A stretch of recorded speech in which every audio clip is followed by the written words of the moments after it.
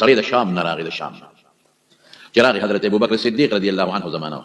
بادشاه نیغ ابوبکر له ورغه چا نه تاسو کو بادشاه کوم دی کینی داغه د خیالو کوي د بادشاه ته باقاعده پروتوکولي او د باقاعده څوکیدارانی او نوکران به یو فوج او پولیس په تګیر چا پیر پراتی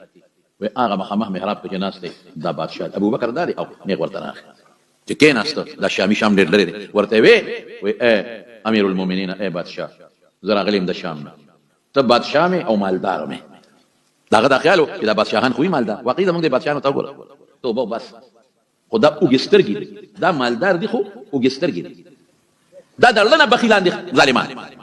دین خدي دي پیسو پس را جمع کا نو کارخانه نو زمکه مړنو جزونو پورې ارسه واخلي زکله کله سوچ کوم په دې پیسو دا ظالمان کیسه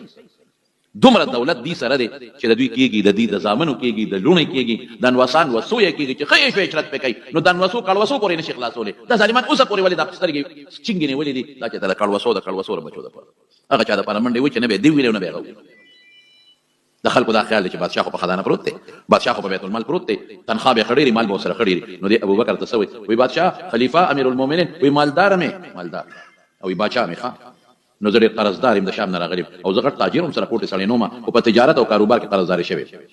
او 3000 اشرفې را باندې پورې دي 3000 دا د اشرفې د سرو زرو 3000 اشرفې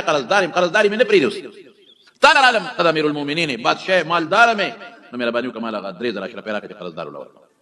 حضرت ابوبکر صدیق ته راځه کور ته خو د اول بوزم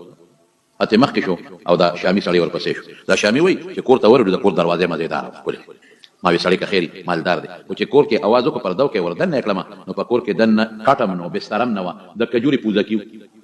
د کجورو په پوزا کوی کېنو یو خوا ګورم کچا کوټه بل خوا ګورم کچا کوټه بل خوا ګورم کچا دالان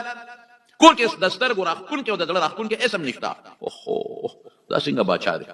دا د پکور کې خود دنه سنشته دی به مال سره کی یو پوزا کې راتیات کې چې راځم ملما پدې کېنا وې کېناستو وای اوسه ما یو د غټ تاجر ومه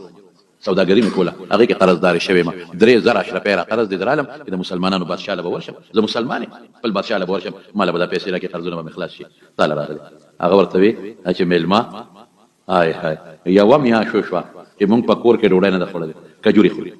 په کجورو یو میا شو غنم خو یې څه کې د اوربشو ډوډۍ نشته صرف په کجورو گزاره کو د اوبو سره ستو ما سره پیسې بالکل نشته ها یو کس ته تخیمه تا غم کوم غم کاوه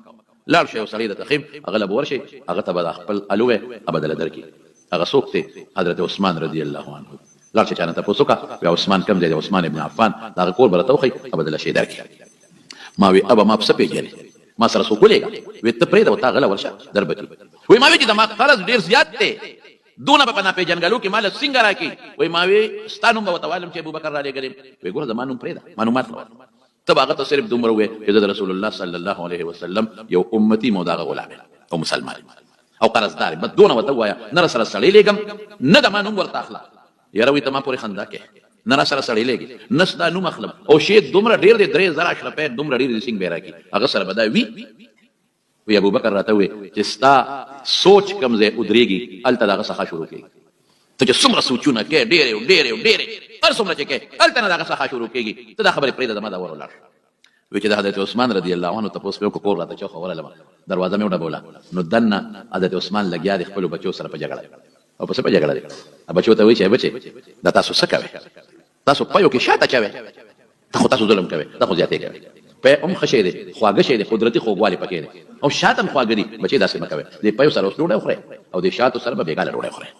یا دې شاتو سره اوس ډوډۍ خوري او دې پيو سره به بیګاله ډوډۍ خوري نو تاسو شات په پيو کې چوي دا خو تاسو ګناه کوي دا تاسو څه کوي دا شامي و چې دا خبره مې ووري دي ما دې لکه وي چې هغه غریب ځان لپاره مخته دي هغه دومره داس انسان دی چې هغه بچو سره په جګړه دی بچي شات په پيو کې چې دا په خواږه کو وسکو دی وته ما چې مال به 3000 اشرف پیدا کم دی نه راکی یره دا امیر المؤمنین ابوبکر هم سره ناشنا کارو وی خیر په دې سوچ کې پروت ما چې حضرت عثمان بار وروته وی ما سره سلام کلام وکړ او ډیر په مینه را سره خبرې وکړې او بیا راته وی چې مېلمه خپنه شي د دنه کور یو پټي مصروف او ما نو لک تاخير سره وروتم تا انتظار وکړ په دې خپنه شي یره وی ما وی چې سړی خو درون سړی دی درانه خبرې راته وکړه په دې خوشاله مېلمه څنګه راغله ما ورته وی حضرت دې راغله ما د شام نه رااله ما ته ابوبکر وی د مانو بناله دا غنو ورته نه شام نه رااله مور قرضدار امترا ته چخول او په ما باندې بلا قرضونه وړېدلې دي تعالی راغلی وې زما چې دا خبره وکړه نو یو غلام ته आवाज وکړ سړیا ورشه پلان کې ځکه هغه او خلار دی غشابه فورا را پاسه پلان کې خو دلته راو او خيار واستشيخ څنګه راوس په اوخ د پاسه اوس مال او دولت سيزونه پراتري ما ته وای چې دا والا دا شي دا ونیس د کې ستا د کور خوراک سکاک سامانم دی او د کې شپږ زره اشرفه دی سو شپږ زره بل قرض باندې خلاص کې او باقي بس تاسو ځان په خپل مزدور تجارت شروع وي ما وته وی چې په ما خو شپږ زره نه دی پوري او ما خو 3000 اشرفه پوري دي کنه وی ګوره ته تاجر او د تاجرې بلدي د تجارت چې کم سړی تجارت بلدي د غلاس خلختيږي اخامخ هغه تجارت کول غواړي نو بچي دا 3000 باندې قرضونه کې وکي په دې بدل تجارت شروع کې او راغلي پیاده نو په دې وخت خپل کور ته مرسي وی ما وته وی چې دا اوخ بدل بیا راولي څوک د شام نه بدل اوخ څوک راولي یاره وی ډیر ساده وی خو مستاده وځه وی دا حیران ولا نو ما وی ما ته وی چې ولې حیران ما حیران پدې چې الته د خځې بچو سره جګړه کوله چې په پيو کې شات ما چوي او ما لري تیار اوخ د غلیر او د پیسو ډک راوست اول ته کور کې دا حالو وی ما ته وی چې زما د مال او دولت زما د بچو د پاره نه دا زما د خځې د پاره نه اسراف ګناه ده ما د رسول الله صلی الله علیه وسلم سره په مکه کې ډېر جون تیر کړی او په مدینه کې ډېر جون تیر کړی قسم په خدای د حضور پاک جون مالي دل چې پیغمبر علیه السلام با خټکی راواغښت او کجوره به پکې خو او خلی مبارک ته به واچوله په هذه ادام هذه دا د دې انګولې شو خټکی او کجوره خوړل باغې گزاره کړ وی قسم په خدای چې ما ته یاد دي چې د حضور پاک په کور کې دوه میاشتې اور نه بلېده صرف ټولو بیبیانو به کجوري خوړلې په کجورو به خپل گزاره کوله زم وایم چې زما بچي او زما خزه په خپل کور کې هغه جون تیر کی کم جون چې امهات المؤمنین تیر کړي د مسلمانانو مين او زم په خپل کور کې هغه جون تیر کم جون چې محمد مصطفی صلی الله علیه وسلم تیر کړي نو ما ځکه غوي ته وي چې اسراف بنه کوي اوس په اوس کې ما هم شاته خوري اوس شاته سره ډوړې خوري ما هم په سره او کته چې دا مال دومره دی دا مال ما چاله ساتل دي دا ما د رسول الله مبارک امتیانو او غلامانو له ساتل دا وی د وی ما اخونه وی ما د شکر لك یا عثمان استاد شکر وی ما ته وی چې زما شکر ما دا کوا د حضرت ابوبکر شکر یاد چې چا ترولې غلې او کم سړی زما د ثواب ذریعہ ګرځیدا داغه شکر ادا کا وی ما چې تا ته پته ولګی چې ابوبکر درالې غلې ما خو ته داغه نوم واغښتو وی دې خبرو کې نورې ګوتې مو